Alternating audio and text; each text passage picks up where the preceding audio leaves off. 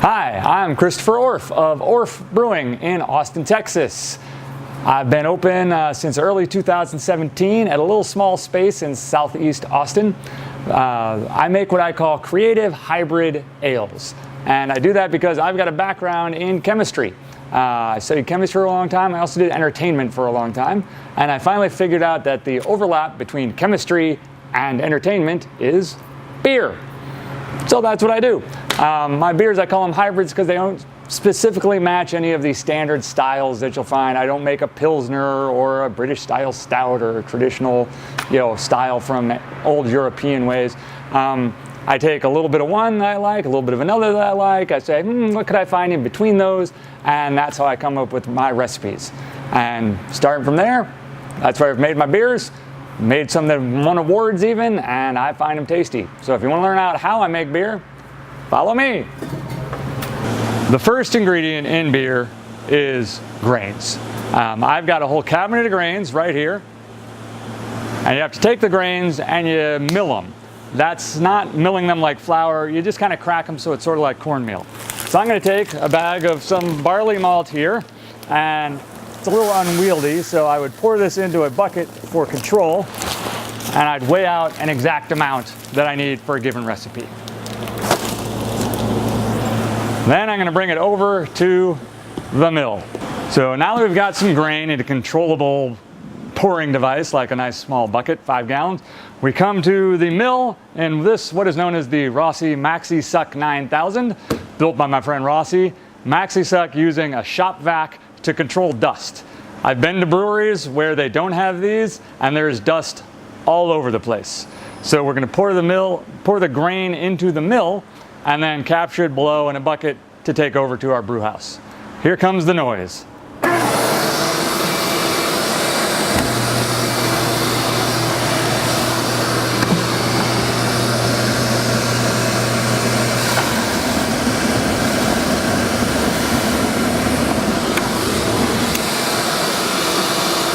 And the mill goes on and takes it on down. Now that the grains have been milled, we got to take them over and put them in the brew system, the brew house, in the mash tun. So for a batch of beer, I tend to use around 100 pounds of grain. On this little system I have here, this is my pilot system. It is all of 55 gallons. By the time the beer comes out of it, I get about 1 1/4 barrels of beer. That's not that much for a small production brewery. That's why this is the pilot system. If you just want to see the big system, it's behind you. Welcome to the Orff Brewery brew house on the pilot system, 55 gallons. We have 3 main tanks. This first tank is called the mash tun. Mashing is a term for treating the beer, soaking it in water, kind of like steeping tea. You put the grains in some hot water, and a chemical reaction will occur that leaches starches out of the beer, converts them into sugars, and we get a sugar water called wort. The next step is this pot called the boil kettle, where we'll boil the beer, and that's where we'll put any additives like hops or any spices into it. And the third main tank, this one is known as the HLT, or hot liquor tank. It's just a hot water tank because we need to have hot water at the ready for these various processes. In the mash tun, there's a false bottom underneath here, just down at the bottom, the last little inch or so. So I can take my bucket of grains, and if I have water in here, I'll take the lid off, and I can pour the grains into this. I'll just take it, and I would just dump them in, like that. And then I take the big old paddle and I stir them around. Excuse me while I grab my big old paddle. This is a paddle. So I take it and stir the grains into the water. Make sure it's a nice thorough mix. We don't want any big clumps, because obviously if you got a clump, the stuff in the middle isn't going to get to react with the water. So we stir it until we got a nice thick mix called a mash, and then we'll put the lid back on it, and we will let that steep for about 45 minutes to an hour. Some do it longer, some do it shorter, but it takes around half hour to an hour, depending on your types of grains, to get that reaction to go. Once the mash is done, and we can check that with a little pH sensor or a starch sensor, we'll drain that sugar water called wort down into this pot. The reason why we drain it to this pot first instead of just taking it directly to the pump on the floor and over is because if we go straight from the pump and pull it down, gravity will collapse that grain like a brick and water will not be able to flow through there. So we just let gravity slowly drain into this called a grant, and then we'll pump it out of the grant through our pump and up into our boil kettle.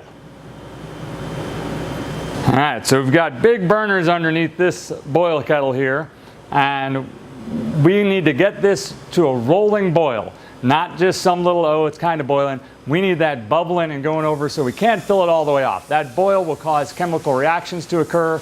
It will also drive off some compounds that don't have a good smell, that are volatile, and we'll suck them up and send them away while we get these going. So that would be in here. We can use this to occasionally stir, and this boils for about an hour, sometimes an hour and a half, depends on what beer you're making and what style you want to have. During the boil, I might add hops at the beginning, I might add in the middle or towards the end. Depending on when I add them, it gives different flavors. A little bit at the end gives more aroma. At the beginning, it boils for longer, it does a reaction to it, makes it more bitter. After the whole boil is done, however, a very key thing is to chill it down rapidly. And so I use a heat exchanger.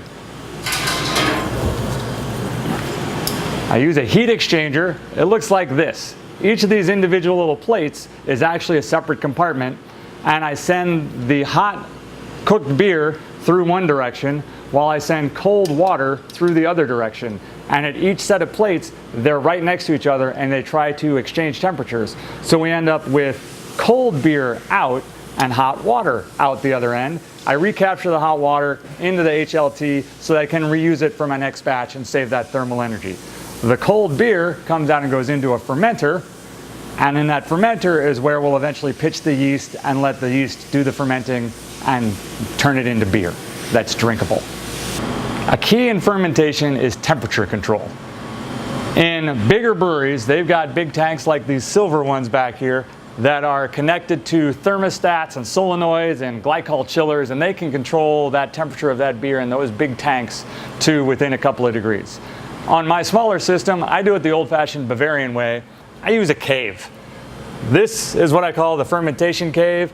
It is well insulated and at a constant 63 degrees, just like you would want in a big cave.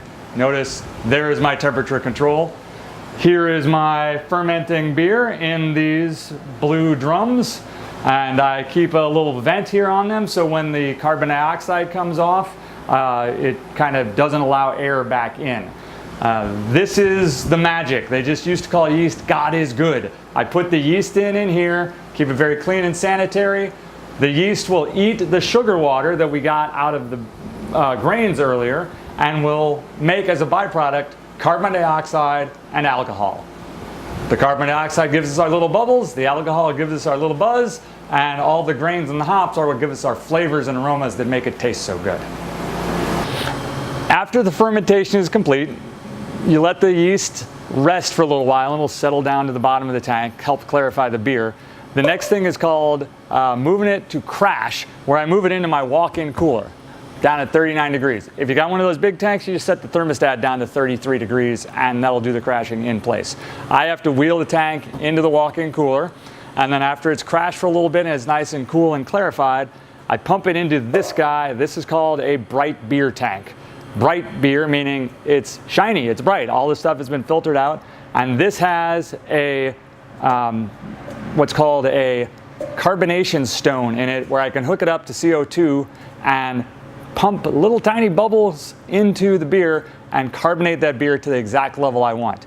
If you just do it in the fermentation and try to do it naturally, it's kind of hard to control. So brewers tend to use this bright beer tank with a carbonation stone. The clear beer goes in here and gets carbonated, and when it comes out of here, the next thing it does is go into a keg. And after the keg, it's into the bar or into the truck to be delivered to a bar or restaurant, and that's the finished beer. You want to go see some finished beer? Let's see some finished beer.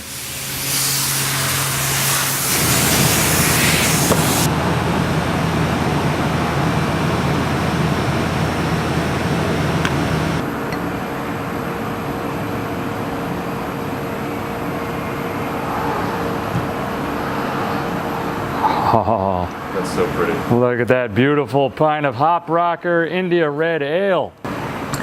This is Uchinama, an Asian white ale, voted best new beer in Austin in 2017 by the Austin Beer Guide Reader's Choice poll. This is Salutation Golden Ale. It's my hybrid of a Pilsner, a Pale Ale, and a Kolsch. So it's not really any of those three, but it's somewhere in the middle, and it's all good. Cheers.